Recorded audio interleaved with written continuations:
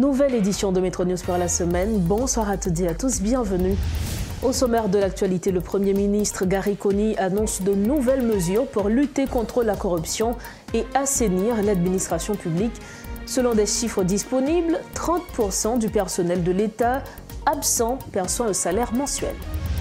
Le gouvernement décide de reporter l'entrée en vigueur du code pénal et du code de procédure pénale prévu initialement pour ce 24 juin. Et puis installation ce jeudi par le Premier ministre Gary Conille de deux nouveaux ministres sans portefeuille. Il s'agit de Marie-Chantal Dumé et d'Erwil Gaspard.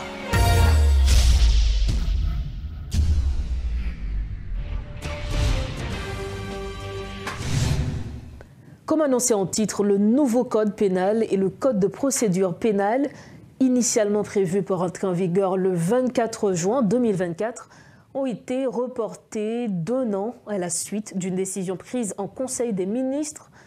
En attendant, un comité d'évaluation sera mis en place pour apporter les modifications nécessaires. Bien que cette décision n'ait pas encore été publiée dans le Moniteur, elle est toutefois mentionnée dans le procès-verbal du Conseil des ministres du 19 juin.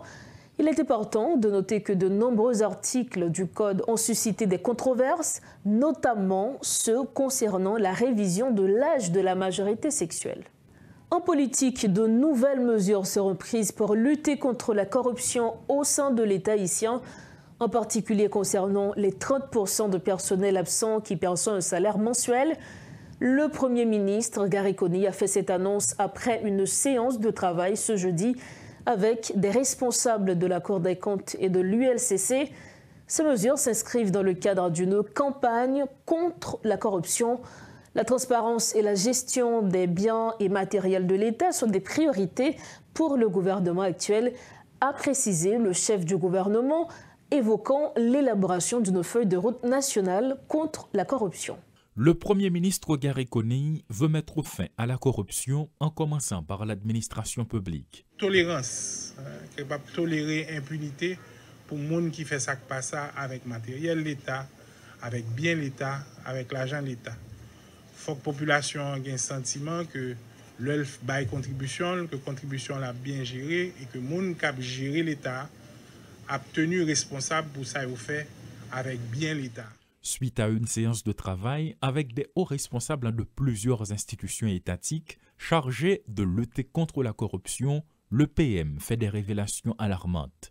Nous là, déjà, je prends moins compte que jusqu'à 30% de personnel de l'État a touché l'État, comme l'État, et pourtant, il n'y a pas en fonction, il n'y a pas là. Ça, c'est des choses que nous sommes obligés de corriger immédiatement. Et nous allons prendre des dispositions pour nous corriger. Moi, je dis que déjà, nous avons trouvé certains abus dans certains domaines bien spécifiques sur lesquels nous croyons que nous avons agi immédiatement. Des mesures sont déjà prises, celles qui sont à court terme et bien d'autres viendront selon les annonces du chef de la primature. Nous engageons, par exemple, pour nous prendre des dispositions rapides sur la question de transparence. Nous allons faire des suivis immédiats pour que implication population, compréhension population, ça n'a fait, comment on a fait, pour qui ça n'a fait, nous avons garanti ça. Nous avons dit là déjà que nous allons prendre des dispositions pour nous interdire l'administration, mettre système en place pour collecter l'argent qui pas gain doit faire ça. Ça sont dispositions nous allons prendre tout de suite. Techniciens qui derrière nous disent que le conseil de cadre légal qui déjà tout paré, qui est entré en mesure très rapidement.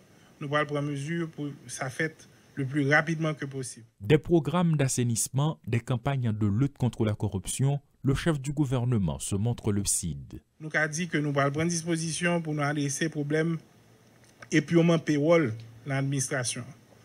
Nous allons prendre disposition tout pour assainissement, distribution, carte de débit. Ça, c'est des bagages que nous avons fait tout de suite. Sur une base un peu plus moyen terme, nous pourrons aller travailler sur une stratégie nationale de lutte contre la corruption. Et dans le cadre de préparation, ça, on a invité la société civile là pour le bailler opinion, pour jouer rôle, pour le faire contribution. Nous allons développer une feuille de route nationale de lutte contre la corruption pour chaque institution de contrôle. Et nous allons développer une cartographie, une matrice nationale des risques et des actions ciblées pour mitiguer selon le niveau d'impact et de vulnérabilité. Ça veut dire avait dit que nous avons essayé de comprendre côté gain plus gros risque de corruption, côté nous gain plus habitude, gain problème pour mettre en place une série de dispositions pour ça pas fait encore. À la suite de cette rencontre avec la presse, Madame Marie-Chantal Dumais a été installée comme ministre déléguée auprès du Premier ministre chargé de l'assainissement des institutions de l'État, de la lutte contre la corruption et de l'impunité. D'un autre côté, M. Erwil Gaspard a été installé comme délégué auprès du Premier ministre chargé de la solidarité et des affaires humanitaires. Toujours dans ce chapitre, le gouvernement prévoit d'organiser une retraite gouvernementale dans les jours à venir. Dans une circulaire datée du 17 juin 2024, le Premier ministre a demandé au ministre de se préparer pour cet événement. Il a également rappelé que les directives du 29 mars 2017 concernant le train de vie de l'État et celles du 2 juin 2017 sur les voyages demeurent en vigueur. De plus, le Premier ministre a interdit toute nomination par les ministres pour l'instant, précisant que seul le Premier ministre a l'autorité de nommer et de révoquer au sein de l'administration publique, selon ce document. Autre nouvelle, l'installation de Ramon Ormil en tant que nouveau directeur général de la PNH n'a pas eu lieu ce jeudi comme prévu. Cependant, lors d'une conférence de presse, le Premier ministre Gary Conille a souligné que la nomination de Ramil Normo a été une décision collective prise en concertation avec les membres du Conseil présidentiel de transition et du gouvernement. Il a affirmé que ce choix vise à renforcer les liens entre la population et la police, ainsi qu'à contribuer au rétablissement du climat sécuritaire. Le Premier ministre a insisté sur le fait que le rétablissement de la sécurité repose avant tout sur les forces nationales légitimes, en particulier la PNH et l'armée. Il a néanmoins reconnu que la force multinationale apporte également un soutien important au pays. Écoutons ses propos. Nous connaissons, dit nous ça plusieurs fois, succès, effort que nous avons fait dans la sécurité. Et si le problème sécuritaire, ce n'est pas seulement une responsabilité de police, c'est une responsabilité collective. Et il est excessivement important que la population haïtienne sente que l'impliquer dans la démarche de retrouver sa sécurité. Et nous pensons donc que venir avec un nouveau regain d'énergie, une certaine fraîcheur dans la tête police là, à permettre de nous faire ça, à permettre la communication ça entre population et police. Non, nous pouvons entrer dans le détail en termes de feuille de route avec nouveau chef police là, puisque nous pouvons même installer. Mais certainement très très vite, nous pourrons le chita pour nous discuter ensemble de comment nous allons avancer sur la question sécuritaire. Ce qui concerne la mission, nous croyons vraiment, sur base de toute discussion nous fait, que le président Kenya et Kenyans de bonne foi, ils voulaient vraiment accompagner nous, supporter nous et parer pour engager nous. Évidemment, il y a des contraintes que nous sommes obligés de gérer. Et je suis persuadé qu'il a fait tout possible pour gérer et pour venir supporter nous le plus rapidement que possible. Mais je continue à dire nous que responsabilité sécuritaire, c'est d'abord responsabilité par nous. Et nous avons les moyens, nous avons les capacités qu'il faut, nous avons les connaissances qu'il faut pour initier propre démarche par nous. L'autre acteur a venu aider nous, il a venu supporter nous, il a venu accompagner nous. Mais rétablir la sécurité pays nous, c'est responsabilité par nous d'abord. Donc depuis 2 semaines qui sont passées là, il y a des discussions continues avec tout le monde qui est impliqué et qui est intéressé par la question sécuritaire. Nous discutons en long et en large de ce qu'il faudrait pour nous plus efficaces en question ça.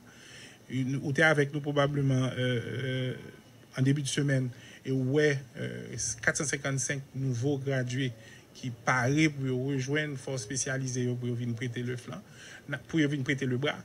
Nous prenons des dispositions tout là pour nous renforcer en termes de capacité, en termes de matériel, en termes d'entraînement pour donner à la police nationale et aussi à l'armée tout instrument qu'ils ont besoin pour jouer au rôle. Maintenant, aimé que les Haïtiens croient que à aucun moment que succès effort nous pour nous rejoindre la sécurité, nous à transmettre une entité autre que nous-mêmes. Et c'est la première chose que nous voulons souligner. L'Observatoire citoyen pour l'institutionnalisation de la démocratie exprime sa satisfaction quant à la formation de gouvernements de consensus. Cependant, l'Occide plaide pour une gestion rationnelle des affaires de l'État durant cette période de transition politique. L'Occide propose plusieurs recommandations aux membres du gouvernement, notamment l'adoption d'une politique publique alternative en matière de fiscalité et de commerce, ainsi que l'élaboration d'un budget alternatif. Le professeur Onideros souligne l'urgence de la situation, indiquant que tous les indicateurs macroéconomiques du pays sont au rouge. Ces précisions. Moi, quoi qu'aujourd'hui, à partir de toute expérience malheureuse que le peuple haïtien a vécu là, eh bien, il faut que nous réorienter la vie politique et la vie économique dans le pays. Et il y a deux nouvelles voies que nous sommes capables de prendre. Premièrement, ça nous a relé la rationalité, fait bagaille avec cerveau, avec la raison. Et deuxièmement, servir l'intérêt général. Au lieu pour nous servir l'intérêt particulier, l'intérêt de certains partisans, de certains supporters, eh bien, il faut que c'est l'intérêt général pour nous servir. Alors, c'est pour ça que nous-mêmes, aussi, depuis quelque temps, nous intéressons en pile à la politique publique. Développer des politiques publiques, c'est-à-dire une démarche rationnelle pour capable d'obtenir des résultats qu'on a besoin. Maintenant, la question peut se poser, pour nous arriver à ça, est-ce qu'il y a des bagages que nous sommes capables de faire aujourd'hui? Est-ce qu'il y a des bagages que nous sommes capables de faire tout de suite? Oui. Eh bien, nous connaissons qu'en principe, dans les prochains mois, capables de gagner des élections dans le pays. Nous voyons que le Premier ministre, là, dernièrement, il était, n'est-ce pas, au CEP pour la faire évaluation comme une machine électorale là. Il faut que nous-mêmes citoyens, nous-mêmes journalistes, nous-mêmes au niveau de la société civile, nous commençons à préparer nos tours pour les élections. D'abord, pour nous voter. Ensuite, pour nous encourager à le voter. Si nous voulons que c'est la rationalité qui l'emporte, si nous voulons que c'est l'intérêt général qui l'importe, l'intérêt de la population, pour que ces populations qui bénéficiaient du résultat des élections et de l'action gouvernementale. Donc, nous pensons que c'est réorientation ça pour le pays à t'apprendre, n'est-ce pas? Travail de façon rationnelle, mettez plus rationalité dans la classe politique et au niveau des dirigeants politiques, et puis faire aller vers l'intérêt général. Autre point, le Premier ministre Gary Conille a visité le Conseil électoral cette semaine. Le chef du gouvernement veut mettre en branle la machine électorale et on sait très bien, dès qu'on parle d'élection, on voit automatiquement l'Office national d'identification. Un réseau se faisant passer pour des agents de l'ONI rançonne des gens pour leur faciliter d'obtenir leur carte d'identification nationale. Pour en parler, nous recevons sur ce plateau le directeur général de l'Office national d'identification, M. Reynold Guerrier. Bonsoir M. Guerrier, bienvenue sur plateau Metro News. Bonsoir Mme Barthélémy, c'est un plaisir pour moi, pour ce plateau Metro News jeudi, pour nous porter des précisions sur ce qui a passé, accusation qui fait par rapport avec des mondes, des réseaux de racketteurs, qui dit que ONI demande l'argent pour moun qui a obtenu carte d'identification nationale. Justement, nous là pour nous porter clarification et nous avons une note qui publiée semaine ça, nous commençons à faire. Je dis on sous plateau Metro News ensemble avec nous pour nous continuer à faire. Qui ça qui est à la base réseau de racketteurs ça qui apprend sonner monio pour monio qui a gagné carte d'identification nationale. Ok, carte là nous connaissons que jeudi lit une pièce importante et même indispensable pour quelle que soit démarche administrative légale qu'on fait, que ce soit pour tout le monde qui prend le baccalauréat, qui déjà a 18 ans, que ce soit sous dans l'université, ou besoin de signer un contrat, ou besoin à la banque, ou encore simple à toucher un transfert, ou besoin de carte là parce que c'est un document officiel lié. Pendant longtemps, il y a plein de monde qui était bout des cartes là, et tout à coup, à partir de janvier 2023, pardon, étant donné que l'important pour faire passeport son pièce requise liée, donc il vient faire que une pression qu'a fait tout le monde besoin de carte d'identification nationale parce que c'est exigible pour faire passeport. Et donc, à partir de ce moment, il y a une pression qui est faite sous le bureau, des gens qui ont fait carte depuis longtemps, qui n'ont pas jamais à le prendre, viennent et ont un engouement pour aller chercher.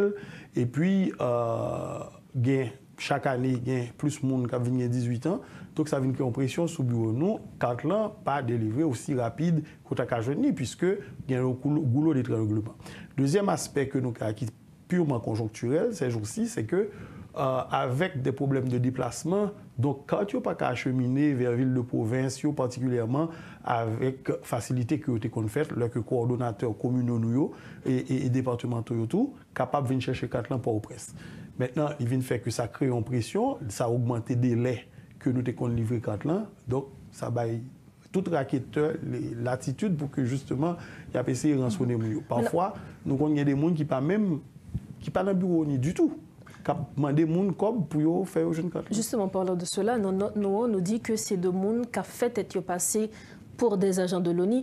Est-ce que les agents ONI n'ont pas dûment identifié, ou du moins, comment il y a des gens qui reconnaissent les agents ONI? Les agents ONI sont des gens qui ont toujours un badge sous lui, leur travail, et li en dedans bureau ONI leur offre service pour cas d'identification, que ce soit pour enregistrement ou bien pour leur monde à prendre livraison de cartes.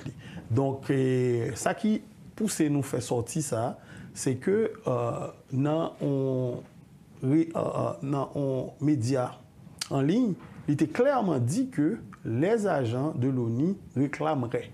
Nous connaissons que en communication, le conditionnel veut dire qu'il n'est pas tellement sûr, mais perception publique, c'est que mon ONI a demandé pour 4 ans. Mais nous, aujourd'hui, on a confirmé pour nous que pas des agents de l'ONI qui comptent rançonner le monde pour gagner carte là.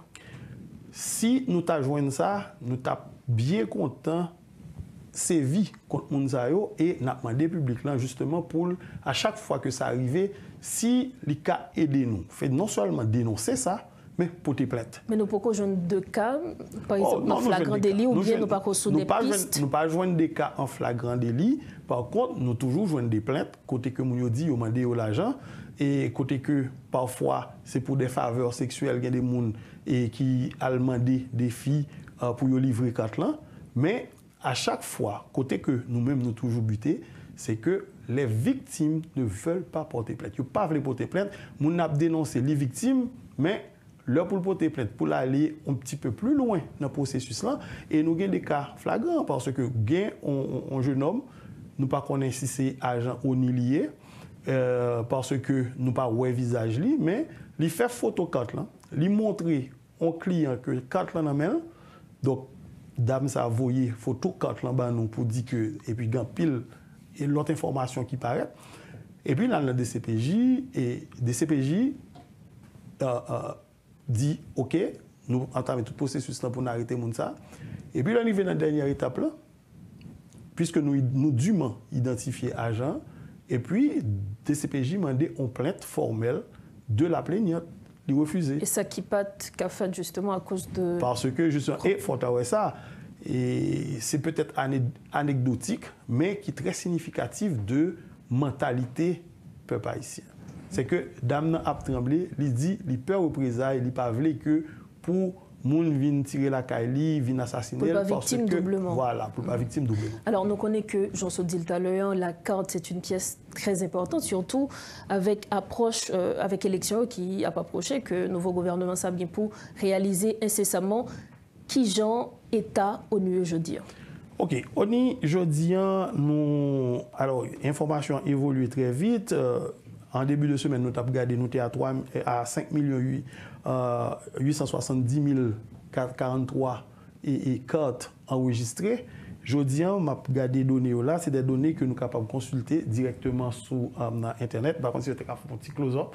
Et nous arrivons jeudi à 5 891 404. Donc, de lundi à jeudi, nous avons au moins environ 21 000 cartes qui ajoutées sous le système. Et donc, c'est des statistiques que nous avons joindre sur le site oni.gouv.ht. Vous prenez dans l'onglet statistiques là et vous avez toute information, que ce soit au niveau global, que ce soit par département, par commune.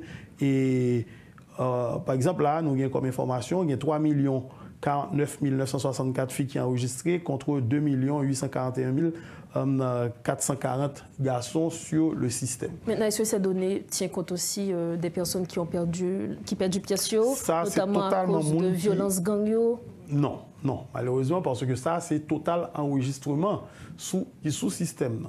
Maintenant, et moun qui perd du cardio, peut-être que son statistique à côté nous qu'a regardé, est-ce que tout répertorié ou pas? Parce que quand là pour nous, les perdus, c'est le plaignant font déclaration à la police et puis le voyer le ban nous. Donc nous avons contrôlé ça dans la statistique nous, comme on cas perdu et on démarche, on procédure et pour faire, c'est faire déclaration police là.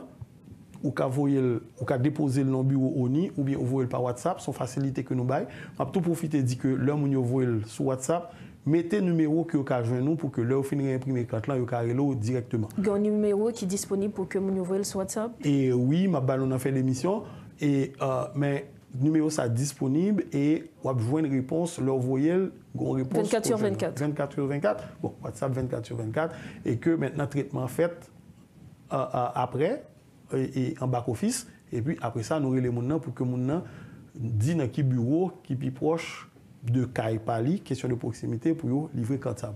Justement, pour nous capables de finir, M. Guerrier, dans quel bureau, qui adresse ONI, parce que c'est bien de monde qui fait rançonner par des racketteurs, donc c'est parce que forcément, donc est-ce qu'on des adresses précises au monde qui a besoin de carte, qui côté pour l'aller? Quand tu es disponible dans tout bureau ONI, par exemple, la procédure est que si tu fais Catlan dans le bureau Delma, donc c'est Delma pour aller chercher Catlan, si ou pas déclaré à ce moment dans quel bureau exactement pour récupérer. Par exemple, je dois faire enregistrement dans Delma et puis me dit on va livrer une carte à Pétionville parce que Pétionville est plus près la caille moins ou bien c'est la centre activité mieux, la plus facile pour moi pour me prendre là. Maintenant, dans n'importe quel bureau on est au cap faire, déposons plainte contre un monde, mais on est en train de faire mieux. On a créé un numéro d'urgence, côté que moun yo carrelé en toute confidentialité et de manière anonyme pour dénoncer tout le monde qui a demandé au COB et pas peur faire photo moun sa yo parce que nous décidons de sévir sévèrement contre tout le monde qui a fait passer pour des agents de l'ONI et puis qui a demandé moun COB parce que carte gratis et son service que l'État baille population, donc population doit accéder à elle en toute tranquillité sans que il pas fait harceler et sans que il pas fait rançonner. Donc les coupables vont sûrement payer le prix, on peut avoir cette garantie? Bien sûr. Merci infiniment, monsieur. Je vous en prie, c'est à moi de vous remercier de nous avoir accordé l'opportunité de nous adresser au public et de lui rappeler ses droits. La carte est gratuite. Le public n'a rien à payer. Gratis, Tichéri. Gratis. Justement, gratis, Tichéri. Merci encore. Voilà, c'est avec nous le directeur général de l'Office national d'identification, M. Reynold Guerrier. Avec lui, nous avions abordé la question de la carte d'identité nationale. Dossier migration pour clore cette page en mai 2024. Plus de 19 000 migrants, dont environ 3 000 femmes et plus de 500 filles, sont rentrés en Haïti, selon un rapport du groupe d'appui Rapatriés et Réfugiés Gare. Plus de 7 000 migrants ont été accueillis par des points non officiels, a indiqué le porte-parole du Gare, Sam Guillaume, qualifiant ces chiffres d'alarmants. Le Gare dénonce les violences et le non-respect des droits des migrants par des forces de police étrangères. Chaque mois, des migrants continuent d'être rapatriés et le Gare demande au nouveau gouvernement de prendre des mesures sur cette question urgemment. Les précisions du porte-parole. Et dans le rapport, nous gagnons pour point officiel un total de 19 776 migrants haïtiens qui ont évolué en République dominicaine que nous rapatriés. Parmi nous, nous avons gagné 15 325 garçons, 3 407 femmes, 522 petites filles et 522 petits garçons. Pour point non officiel, nous avons gagné un total de 7 903 migrants haïtiens qui ont rapatriés. Parmi eux, nous avons gagné 3 956 garçons, 2 608 femmes, 513 petites filles et 817 petits garçons. Ça baille un total de 27 679 personnes que yo rapatrié, que l'autorité république dominicaine yo rapatrié pour mois mai. Gagné une quantité qui t'a essayé de rentrer en République dominicaine mais qui n'est pas arrivé à destination et que l'autorité République dominicaine est en route et veut retourner en Haïti. Moun sa yo, pour point officiel, nous avons un effectif de 2628 moun. Parmi eux, il y a 1887 garçons, 523 femmes, 84 petites filles et 134 petits garçons. Pour point non officiel, il y a 4213 moun qui ont refoulé. Parmi eux, il y a 1865 garçons, 1342 femmes, 409 petites filles et 597 petits garçons. Ça bat un total de 6841 Haïtiens qui ont refoulé sous frontière. Nous avons un total de 170 femmes enceintes qui ont rapatriées, 692 femmes enceintes qui ont retourné pour compte payo, 331 femmes enceintes qui ont refoulé. Ça bat un total de 1193 femmes enceintes qui ont retourné dans le pays pour mois mai. Il y a un total de 674 petits moun qui pas accompagné avec parents qui ont rapatrié. Il y a 838 petits moun qui pas accompagné avec parents qui retourné pour compte payo. Et il y a 429 petits moun qui pas accompagné avec parents qui ont refoulé. Ça va un total de 1941 petits moun qui pas accompagné avec parents qui retourné dans le pays. Ça va un total de 68 122 migrants haïtiens qui retournent dans le pays pour mois mai et qui répartis comme ça 39 539 garçons, 18 824 femmes, 4 456 petites filles et 5 303 petits garçons.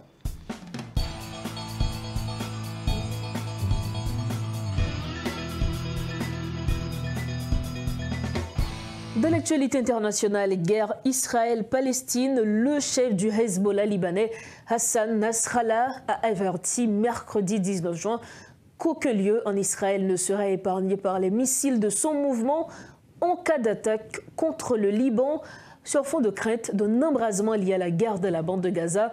Dans un discours télévisé retransmis en direct, il a aussi menacé pour la première fois Chypre, pays membre de l'Union européenne, le plus proche des côtes du Moyen-Orient. Pour la page sportive de Metro News, Carson Garcia-Claveus.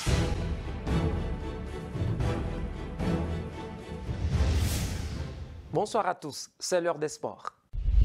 L'actu Euro à la une, groupe C, la Serbie arrache un nul au bout du suspense contre la Slovénie. Dans l'Allianz Arena, les Slovènes ont bien démarré la partie sur un but de Zan Karničnik, 1-0 69e, puis l'égalisation toute fin de match de la Serbie signée Luka Jovic, 1-1, 90e plus 5. Dans la Dutch Bank Puck, l'Angleterre a eu des soucis. Pourtant, ce sont les Free Lions de l'entraîneur Gareth Southgate qui ont ouvert le score sur une possibilité du Munichois Hurricane, 1-0 18e. 16 minutes plus tard, les Scandinaves rétablissaient l'équilibre par l'intermédiaire de Morten Nijmand, 1-1, 34e. Au classement, l'Angleterre en tête avec 4 points de différence plus 1, suivi du Danemark, 2 points de différence 0. Même situation pour la Slovénie, 2 points de différence 0.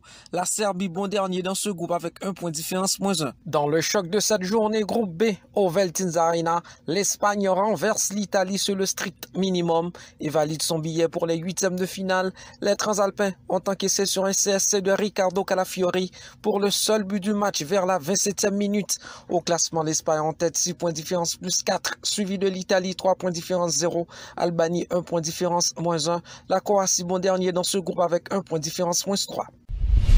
L'Allemagne confirme son statut de grand favori.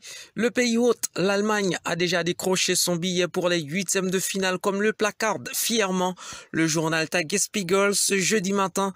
Les hommes de Nagelsmann l'ont emporté hier 2-0 face à la Hongrie, non sans difficulté une fois de plus. Musiala a remis ça comme le relais l'équipe. Le milieu allemand a porté l'équipe même si Gundogan a aussi été très en vue. Passeur puis buteur. Pour le Rheinische Post, le 8e est sécurisé avec cette deuxième victoire en 2 matchs. Le rose va plutôt bien à la Nationalmannschaft. S'amuse le journal Bild. En Italie, la Gazzetta dello Sport est impressionnée par cette superbe Allemagne. Le cocktail jeunesse et expérience fonctionne pour le moment à merveille, pour le plus grand bonheur de Nagelsmann. Euro 2024, Pays-Bas-France, l'arbitre du choc est connu. En attendant, les deux équipes sont désormais fixées sur l'identité de l'arbitre qui officiera à l'occasion de ce choc. Il s'agit d'Anthony Taylor, arbitre anglais qui était notamment au sifflet de la finale de la Ligue des Nations, gagnée face à l'Espagne 2-1 en 2021. Toutefois, ce dernier avait été désigné pour arbitrer un France-Pays-Bas en novembre 2018, une confrontation qui avait tourné à l'avantage des Bataves 2-0.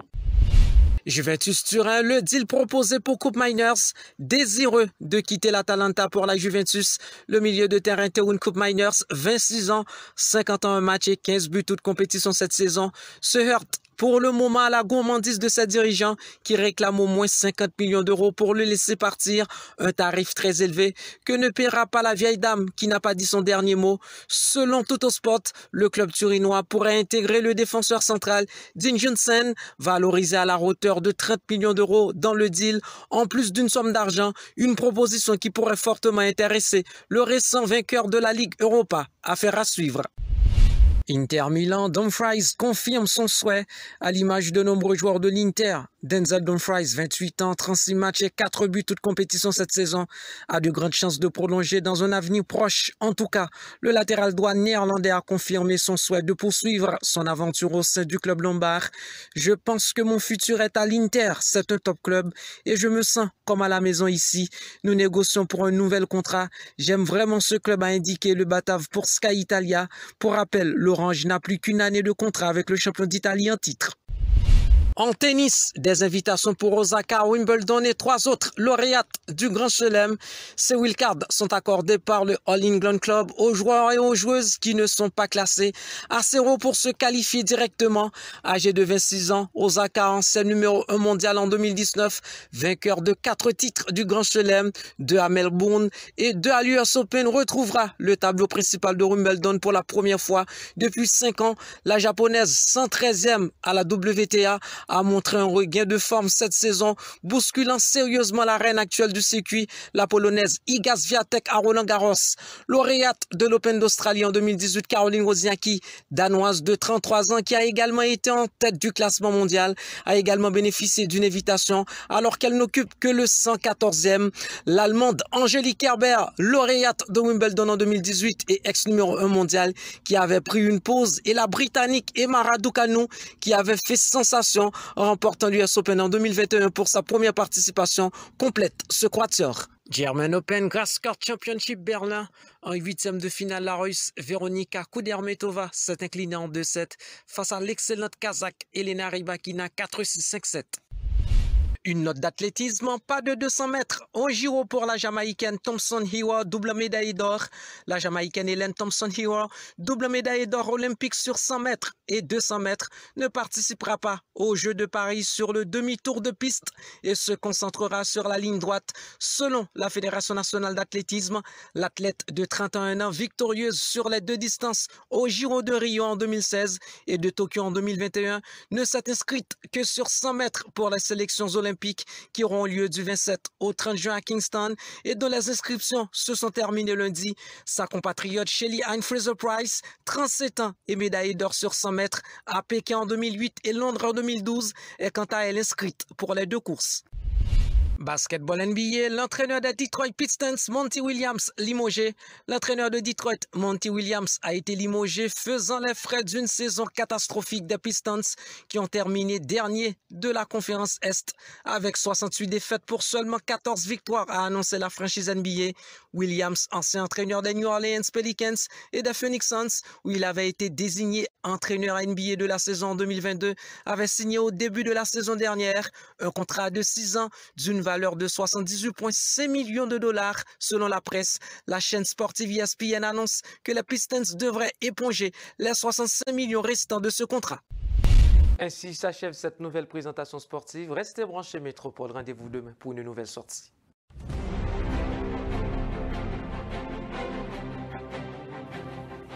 Nous sommes au terme de cette édition, mais avant de partir, voici le rappel des titres à la une de ce soir. Le Premier ministre Gary Coney annonce de nouvelles mesures pour lutter contre la corruption et assainir l'administration publique. Selon des chiffres disponibles, 30% du personnel de l'État absent perçoit un salaire mensuel. Le gouvernement décide de reporter l'entrée en vigueur du code pénal et du code de procédure pénale prévu initialement pour ce 24 juin. Et puis installation ce jeudi par le Premier ministre de 2 nouveaux ministres sans portefeuille. Il s'agit de Marie-Chantal Dumais et d'Erwin Gaspard. C'est ainsi qu'on referme notre 4e édition de Metro News pour la semaine. Merci infiniment à chacun de vous de l'avoir suivi. Rendez-vous demain vendredi, mais entre-temps, restez sur Télémétropole. Bonsoir.